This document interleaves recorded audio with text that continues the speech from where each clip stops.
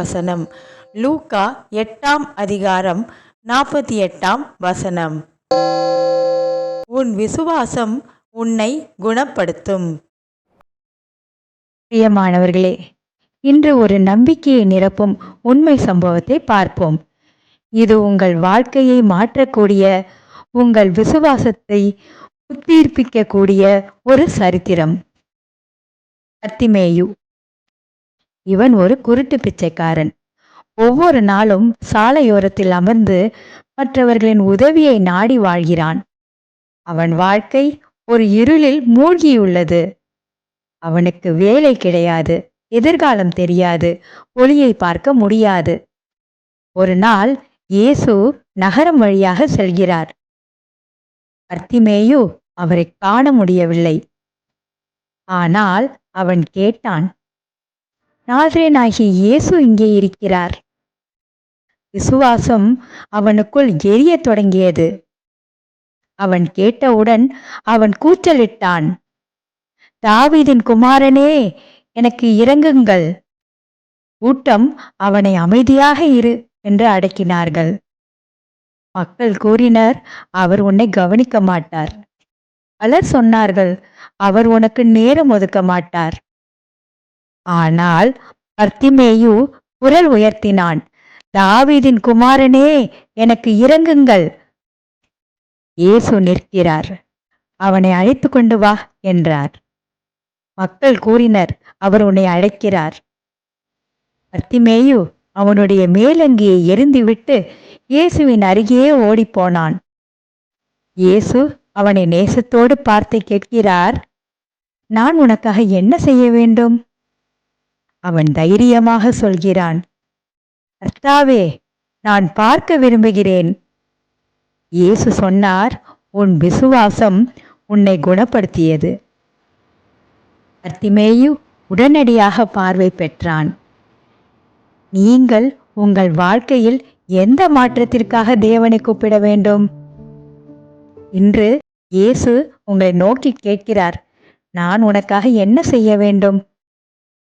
கூச்சலிடுங்கள், கர்த்தாவே, எனக்கு இரங்குங்கள்.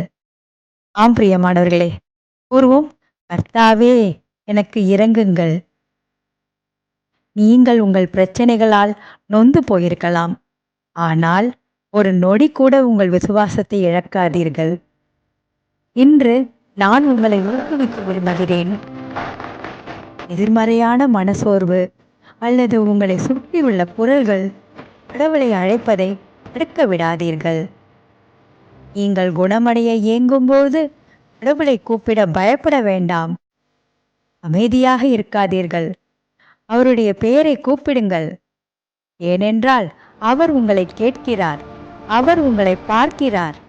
உங்கள் முன்னேற்றம் நீங்கள் நினைப்பதை விட நெருக்கமாக உள்ளது.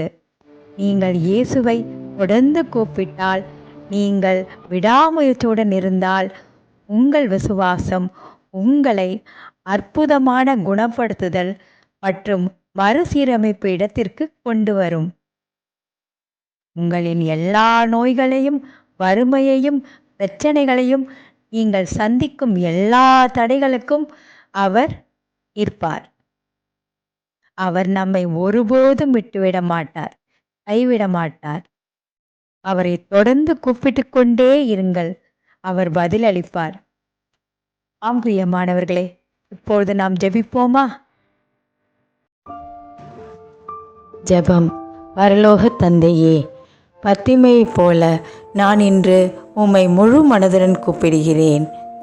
பர்த்திமேயை போல நான் குழப்பத்திலும் இருளிலும் இருக்கலாம்.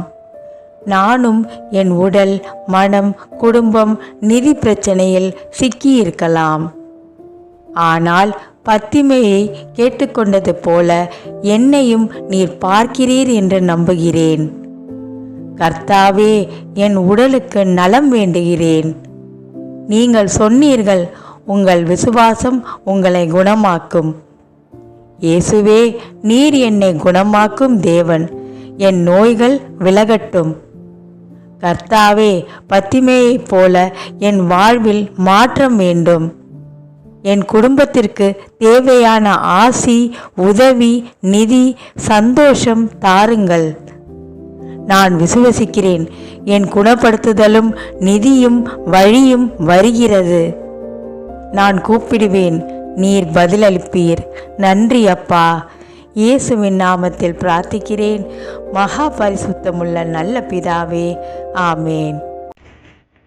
இன்று பிறந்த நாள், திருமண நாள் மற்றும் முக்கிய நாட்களை கொண்டாடுபவர்களை கடவுள் ஆசிர்வதிப்பாராக.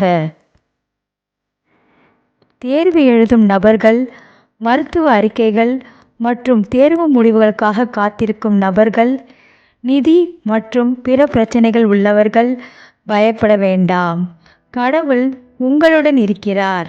அவர் உங்களை ஆசிர்வதிப்பார். கர்த்தர் உங்களை மேன்மைப்படுத்துவாராக.